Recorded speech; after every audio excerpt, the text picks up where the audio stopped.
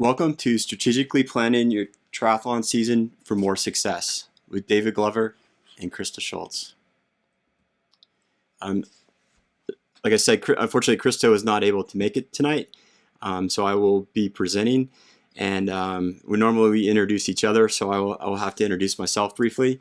My brief background: I'm a graduate of the U.S. Naval Academy, and I also have a master's in science and exercise physiology from Eastern Michigan University. Started doing triathlons in 1995 when I got out of the Navy, and quickly fell in love with the sport.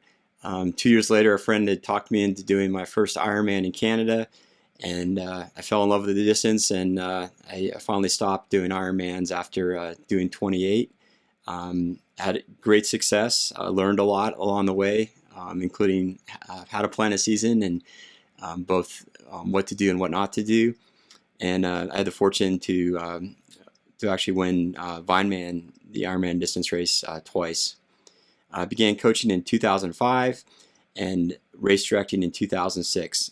And I started the Luray Triathlon in Virginia and was the race director for the inaugural Savage Man Triathlon in Maryland. Krista and I live together in Boulder, and we are surrounded by triathletes wherever we go. It's sort of like Hollywood is to actors and actresses, Boulder is to high-level endurance athletes. So it's been great to interact with some of the top athletes and some of the top coaches in the world as well.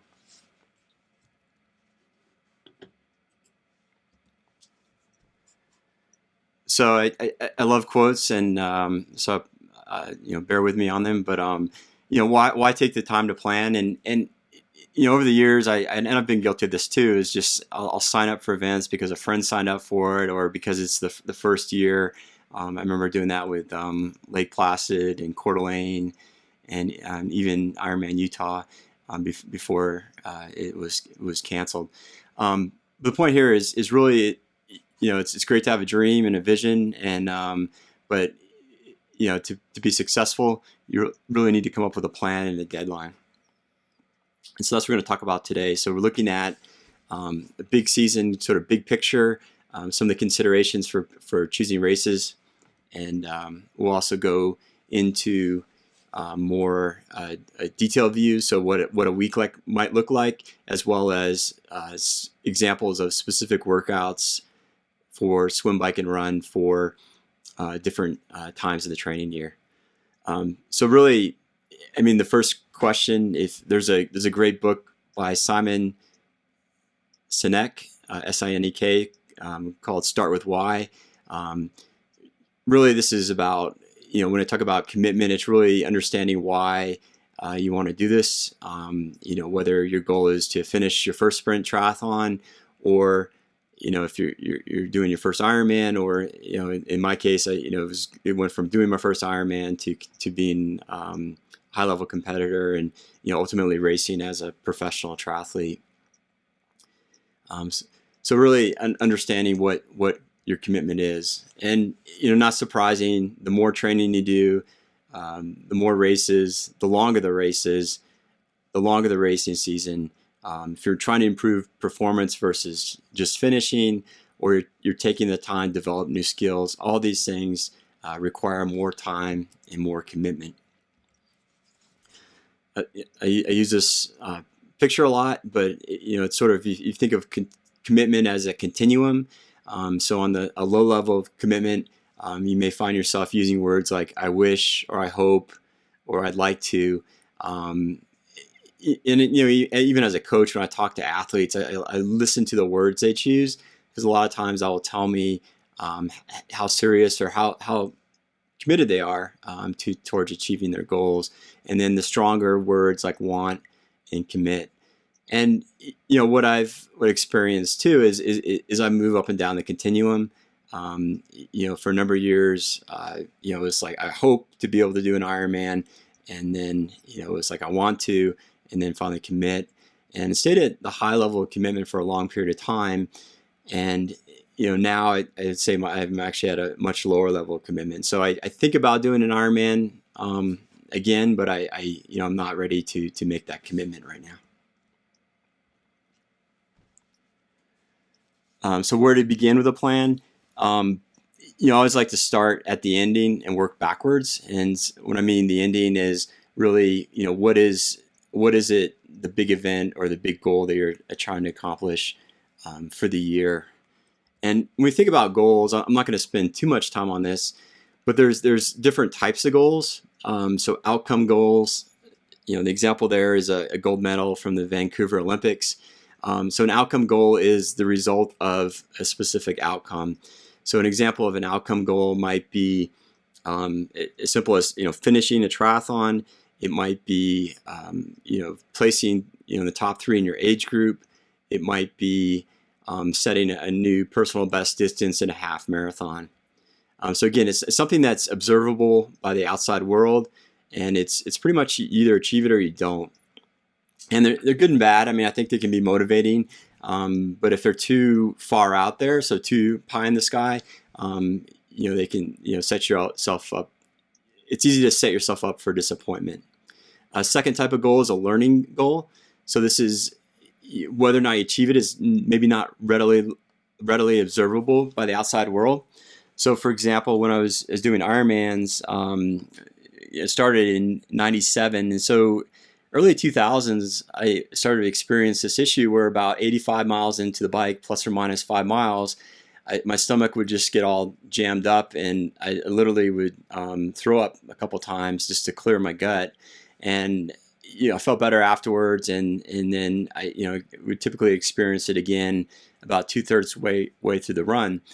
So one of my goals then was to learn how to not get sick. And what I discovered, and mostly through trial and error, was I was just taking in too many calories, so too high a concentration of carbohydrates, and my gut was basically unable to process it all. But by vomiting, I was able to clear it. So learning goal is something independent of outcome. So it didn't whether or not I did well in the race or not, I could accomplish my goal by being successful in implementing a successful nutrition hydration plan. A process goal, I like to think of these as stepping stones. So they're sort of the short-term, week-to-week, even day-to-day goals that get you to the outcome and learning. And we're going to talk a little bit about process goals because they are the foundation or the backbone of a big picture plan. So again, stepping stones from A to Z. I like to take a weekly view at a plan, and I have a spreadsheet I can email out a link to, and basically it's a list of rows. So each week's a different row, and I start plugging in dates. So if I have from now until, say my goal is Ironman Lake Placid at the end of July, that would be my endpoint, and then I just back up each week and start filling in dates. So key events would be the race. Maybe I'll do a half marathon in February, half Ironman in May. What other things are going on? Krista's brother's getting married. I'm sorry, Krista's sister's getting married in April. So that would go on the calendar. So I know that during those 5 days that we're on travel, my training is going to be limited, probably just to running, maybe a little bit of strength training. So it's really important, I think, to take the time. Again, I'll send out a template you can use. If you use online training tools like Training Peaks, they have this functionality built in. You can create your own annual plan. The other thing I think it helps too is when you start looking at your races and start thinking about your events and putting down your goals, is what are the things you need to focus on? What are your limiters? For example, a lot of athletes are uncomfortable with open water swimming.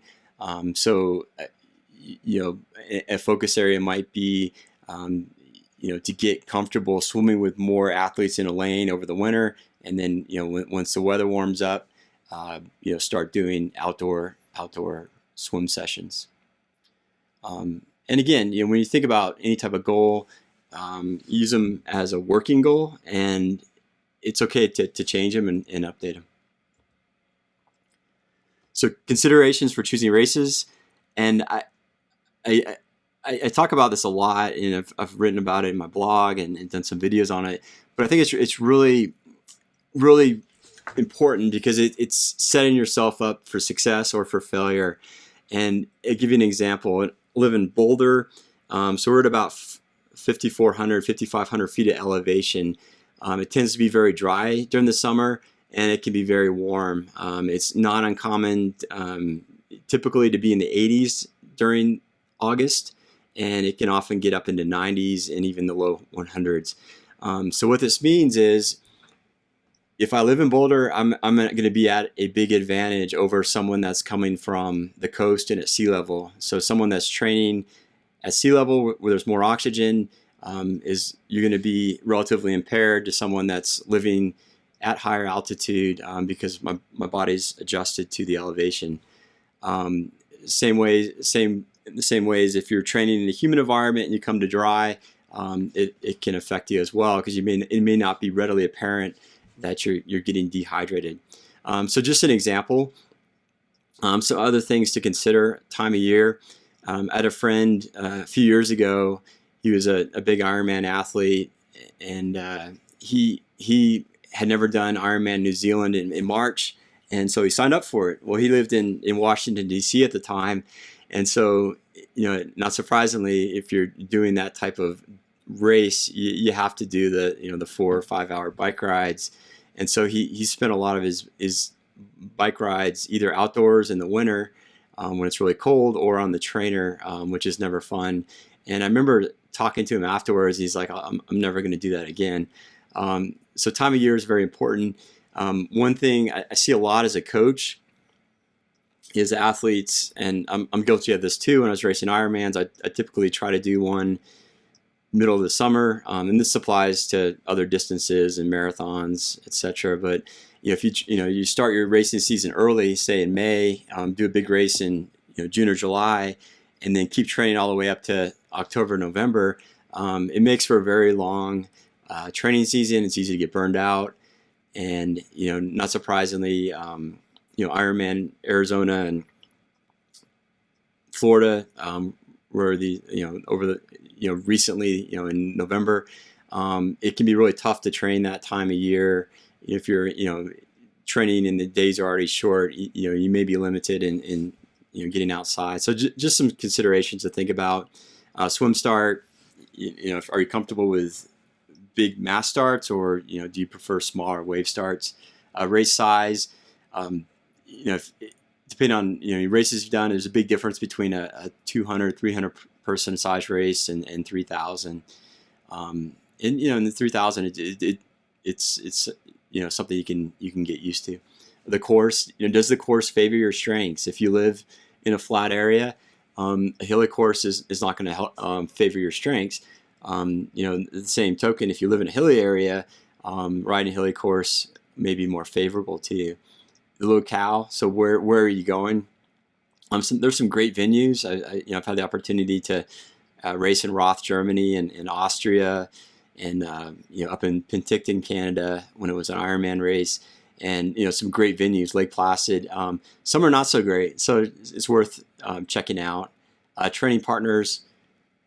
I think back in my own successes, the years where I did really well, which would be from about 2005 to 2007, was when I had a few key training partners who were about the same level and able to consistently train and focus.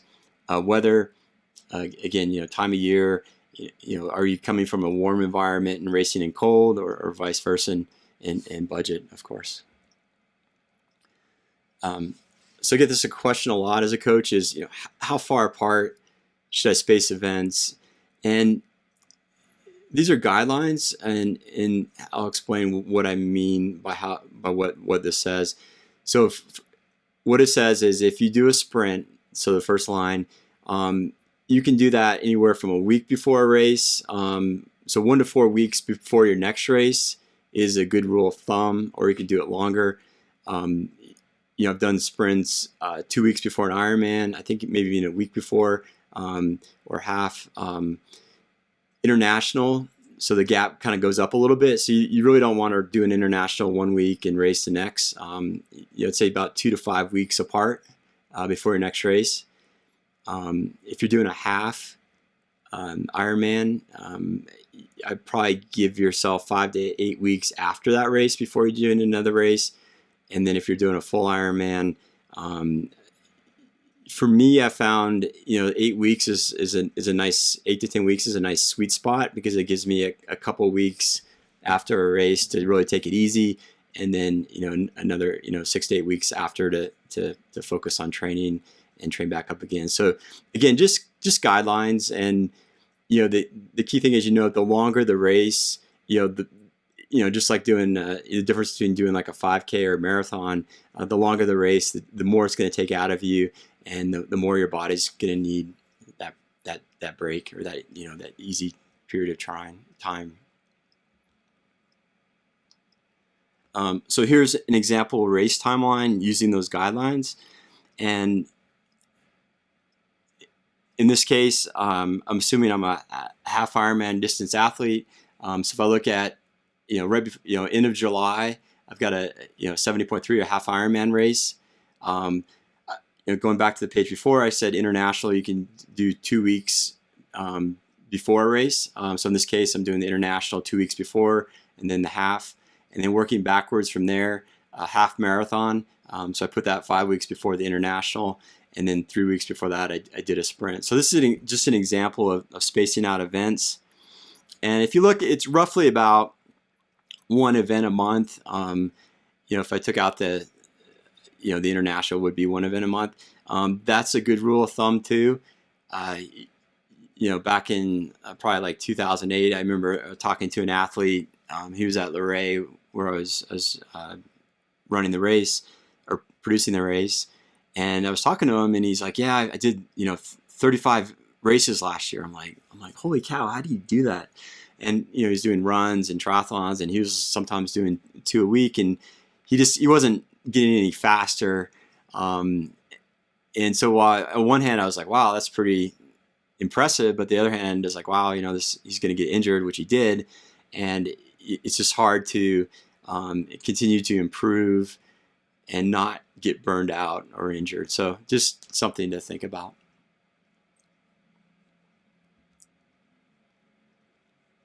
So filling in your plan. So we've kind of talked about a big picture of placing races on there. Like I said, I like to use that weekly view in a spreadsheet, or in an online training program like Training Plan Peaks. And now the next step is sort of filling in. What do those different periods look like? So there's a couple principles in exercise science.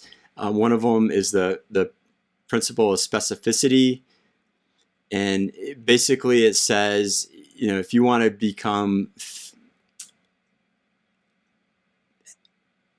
able to perform at something at, in a good level, you have to train that something.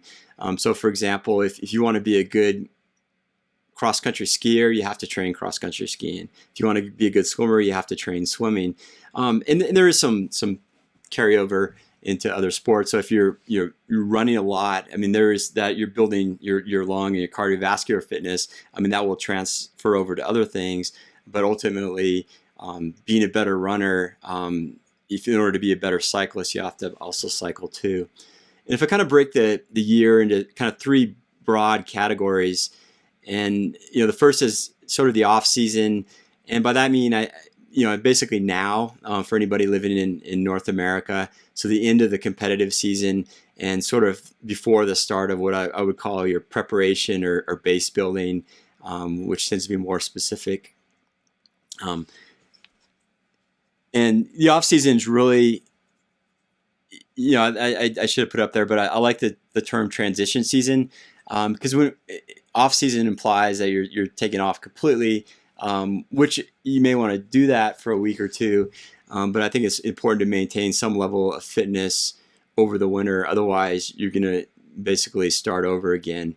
And research has shown that you can lose fitness in as little as 1 to 2 weeks. Things like VO2 max and lactate threshold will go down. The good news is if you do just a little bit of exercise and especially a little bit of intensity, you can maintain that fitness, or at least most of it, for a long period of time. Off season is also a great time to get through injuries. If you're working through an injury, this is the time to do it. I mean, if you have to take time off from running, for example, for plantar fasciitis, calf strain, whatever it is, I mean, now's the time to take off the time from running. Focus on things you can do. If you can't run, maybe you can aqua jog, which admittedly is boring, but hiking,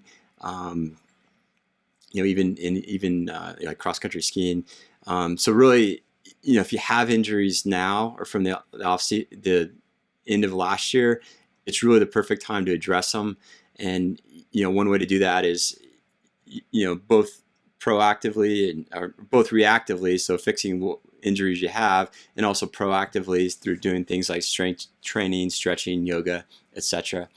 The second phase, really talking about preparation base building. So anybody in the U.S., I mean, your season may start as early as April. Typically, May or June is when the triathlon season starts. So it's really the couple months before that. I know a lot of the athletes like to start, January 1. Depending on what you're doing, maybe you're doing a half marathon in February. So your base building might start, in March. So it's really that time. Your off season, think about it as, okay, I've got a lot of different things I can do. It doesn't have to be specifically swim, bike, and run, although it'd be good to do a little of each. Preparation, base building, training starting to shift to more of swimming, biking, and running, while doing some strength training as well. And then finally, competition season is really basically when you start racing till when you stop racing. And the training again becomes more specific, and I'll give some examples for swim, bike, and run for each of the three. So again, in these examples, I'm assuming I'm a half Ironman distance athlete. So example of a long ride. So season 1, we're calling the off season or transition season. Examples of a long ride might just be 1 to 2 hours, easy to moderate, with 8 by 30 seconds pickups. So pickups are basically spinning your legs really quickly, but in control. So doing single leg drills, high speed spinning. Even as an Ironman athlete, I over the winter, I rarely do more than 2 hours. Part of it is just the weather. It's right now we have snow and ice on the ground, and it's up until today it was like in the teens. So I really don't want to ride outside. So part of it is just what am I able to do without losing my mind. But if you live in a warmer area and you like riding, then maybe 2 to 3 hours, 4 hours, whatever. But again, so it's less volume and tends to be easier intensity. 2, which is base building, so I'm starting to up the volume, so 2 to 3 hours, and tempo would be a moderately hard pace, like a zone 3 pace.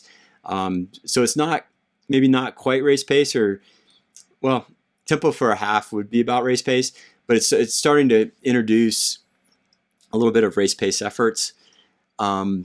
And 3, so competition. So again, the volume might not change, but I'm actually increased the intensity. So I'm working in some harder efforts at lactate threshold, and then some specifically race pace efforts at the end of the ride. So you can kind of see how they flow. So less volume for 1, more volume for 2 and 3. Moderate intense efforts for base building preparation, and competition season, more race pace efforts. For run, this would be an example of a speed workout. This would typically you'd be doing if you're running once or in a perfect world you want to be running at least twice a week, ideally 3. If you're a professional triathlete, you might be doing 4. But typically you're going to have a long run. You're going to have some type of a speed workout or interval workout, and maybe just a moderate run during the week. And it's not to say you won't have intervals or high intensity in those, but they may have a slightly different focus. So for the first one, the off season, again, 30 to 45 minutes. And so we're doing a little bit of intensity. So pickups again or strides would be another term for them. So just quick efforts. You're not a sprint, but just turning your legs over faster. You go into the prep phase, the base period. So I've gone up to an hour run, and I've got mile repeats in. So build the strong. Basically building to a tempo, moderately hard pace. So it's some interval, but intensity, but not too much. I get to 3, the competition. Now I'm doing more in intensity throughout and race pace efforts. So I had a question that came through the comments, and by the way, if you do have questions, please ask them through the comment window. The question is, how should I treat century rides throughout the season? Add them on top of the training mix and plan, or avoid and stick to a more traditional Ironman training plan? Looking to do many of them possibly. So as a general rule, you can get away with doing more biking without getting injured. Running tends to be the sport that causes the most injury. If you're motivated to do centuries, I think they make for great long training rides, especially because you'll have aid stations, you'll have people to ride around, so you can almost simulate a race in that regard. I think they, like I said, I think they make for great training rides. I don't think you need to do a lot of them. I think for a first-time Ironman athlete, doing at least 1, maybe 2, would be good to build confidence. But again, they're going to be more forgiving. So if you wanted to do them every other week, you could probably get away with it. But you definitely would not want to do the same thing for running and run a marathon every other week. So I hope that answers the question.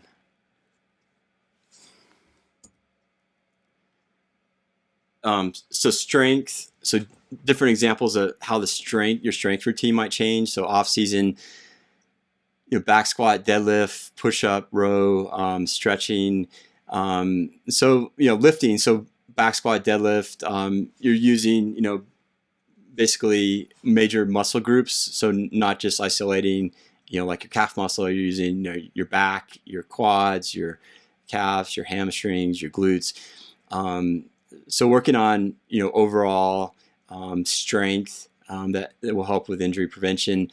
Full body workout, so not you're not, as an endurance athlete, you're not training to be in a bodybuilding contest, so you don't need to do 8 sets of bicep curls. When I go to the gym, and for athletes, I recommend if you can do 2 sets of each exercise is good, and depending on the time of year and your experience, anywhere from 8 to 16 reps. Off season, if you've got more time because you're not doing as much swimming, biking, or running, it's a great time to do stuff like Pilates, any type of strength class, or yoga. So part 2, we're in the prep season, base building. So I'm doing some of the same types of exercises, but instead doing a back squat where I basically have the barbell on my back and squatting down, I'm doing a split squat. So my legs are split. And so what this helps me do is it helps me work on balance, and it's engaging my legs differently. Single leg deadlift, another example. So I'm not going to be able to obviously use this heavy weight, but it's going to help with making, if I do the movement correctly. And my caveat, my call out here is, if you have a friend that's experienced in lifting, or you have access to a good personal trainer, it's worth having them show you how to do the exercises properly. But the single leg deadlift, so you're working on balance, stability. So we're engaging a lot of those little stabilizer muscles since you're on a single leg. And we have videos of all these exercises on our website that I can send out a link to. 3, so you're in the competition phase. If you're training for a half or full, even a shorter race, you may just not have time to do a lot of strength training. And so that typically for a lot of athletes falls by the wayside. But still, if you can do stuff like core, like front and side planks, bridges, dead bugs is a great ab exercise. Any type of glute exercises, single leg balance. So those are exercises. If you think about it as triathletes, we sort of move in one plane. So we just go forward, whether we're swimming, biking, or running. So we tend not to develop, movements laterally. So, doing exercises like glute exercises, single leg balance, you help strengthen those muscles that you don't necessarily use directly as much in triathlon. And they do help with injury prevention. And then finally, a dynamic warm up. And we've got a video of Chris and I doing a routine it's pretty helpful. It's like 6 different exercises. So some type of active warm up. So we're getting the body, the muscles engaged and working, get the blood flowing, raising the body temperature, and also stretching out a little bit. So kind of get through examples of each, and and sort of the next step is, we kind of talked about having this big picture plan and looking at it week by week. I want to break it down to what does a typical week look like? And what I've found, even when designing training programs, is in many ways, the week sort of fills itself out. And so what do I mean by that? So, for most people, if you're working 9 to 5, Monday through Friday, typically your long ride's going to be on a Saturday or Sunday, and the long run's on the opposite day. Traditionally, the long ride Saturday, long run Sunday is what I see in a lot of athletes' schedules. Those can be flipped, and if you can, I'd actually encourage doing both ways. And then you start filling in the other events. And so in this case, for this athlete, I wanted to schedule 3 of each per week. So 3 swims, 3 bikes, and 3 runs, plus a short break after the long ride. And I think it's good to take a day off each week. If not completely off, maybe you do something like yoga or just like an easy swim where you stretch in the pool. So if I block off Monday, that leaves me Tuesday through Friday. Swimming, if you have access to like an adult masters where you have a coach that's giving you workouts, highly recommend it. In this case, when I filled this out, I was swimming with Dave Scott has a masters swim group in Boulder. So I swim with him Tuesdays and Thursdays, and then do my other swim on Friday. For the biking, I'm trying, basically stagger it out.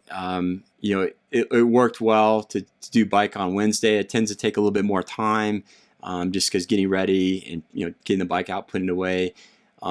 Friday, it's a trainer. So then I have the flexibility. I can do it before it gets light out or, after it's dark more easily. And then the run. And if you notice too, I try to space them out, within the week. So for example, I wouldn't want to do swim Tuesday, Wednesday, Thursday, 3 days in a row, then not. So spreading them out is good. Any hard long event. So if I'm doing a long run, it's typically going to be very demanding. So I typically want to schedule that before a day off and at least not run for the following day, in order to give my legs some rest. Key here is really figure out what works for your schedule.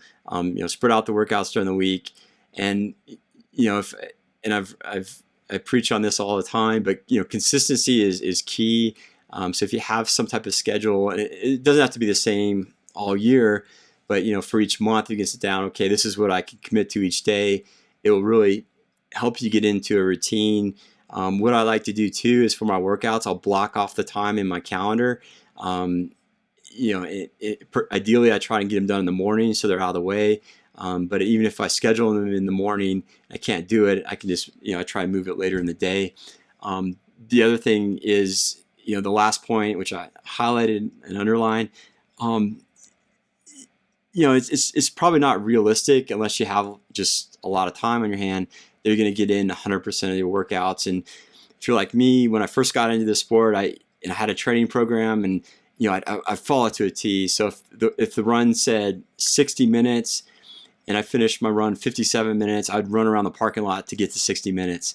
I don't do that anymore because you don't need to. And so what I say in this, again, any clients I'm working with, if someone purchases a training program, is try to get 75 to 85% in, because the reality is, if I have a swim and a track workout on Tuesday, realistically I may only be able to do one. So I pick the one that's that more readily available to do, or if I needed to work on my swim, then I defer to swimming over track. And now you're on the path to success. So I know I presented a lot of ideas and gave some examples. I will be sending out a link to this presentation as well to the recording. If you have any specific questions, I'd love to hear them. Please ask during the chat window. One of the first questions I got, I tried to answer it during it, but let me revisit it. It says, can you address planning for the year if you're still working through an injury? And that's always, when I was going through getting my master's in exercise physiology, I was talking to the professor, and he'd ask a question, or we'd ask him a question, and 99% of the time the answer we get is it depends. So you really kind of have to play by ear. If it's an injury that you can recover within a short period of time, maybe you do start planning out your year. If not, if it's something that's chronic, or you may set example in 2008, I didn't follow my own advice. I did a couple Ironmans and then trained through the fall and over the winter for a marathon, and really just ran myself into the ground and got overtrained and also tore my hamstring. And I just didn't know, and I ended up doing a race at the end of the year, but that the whole process, I couldn't really commit to doing anything until I knew I could run again. And even then I couldn't run without a lot of tightness and soreness. And in hindsight, I shouldn't have done the race. But depending on the injury, it's really going to, I think, depend on what you can do. And the nice thing too is the races will be there. I mean, some of them come and go. But if you had to say, okay, I'm going to do this race and I might be injured, I'd say, if you can, just defer to the following year and get yourself back up to 100% and then go after it. We will have the recording up on our website, so that's enduranceworks.net. If you go under resources and then webinars, if you go to this link, it will take you to all our webinars. So we've got about a dozen or so up there.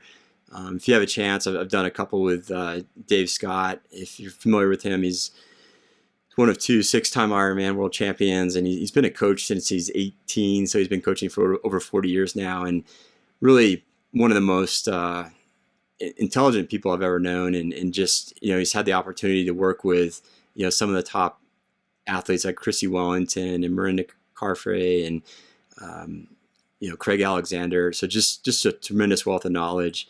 So if you have an opportunity to check some of those out, there's one on mental training, and I forget the other ones, but definitely worth listening to just to hear Dave talk.